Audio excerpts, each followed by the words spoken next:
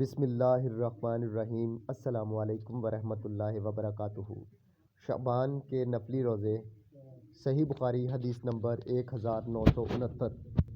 رسول اللہ صلی اللہ علیہ وآلہ وسلم نفل روزے رکھنے لگتے تو ہم آپس میں کہتے کہ اب آپ صلی اللہ علیہ وآلہ وسلم روزہ رکھنا چھوڑیں گے ہی نہیں، اور جب روزہ چھوڑ دیتے تو ہم کہتے کہ اب آپ روزہ رکھیں گے ہی نہیں۔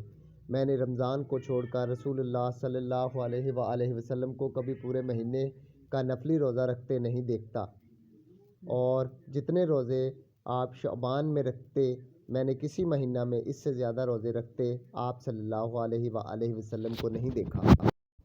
When the messenger of Allah, peace be upon him, started fasting, we would say among ourselves that no, he sallallahu alayhi wa alihi wasallam will not stop fasting. And when they stopped fasting, we would say that he, peace be upon him, will not fast anymore.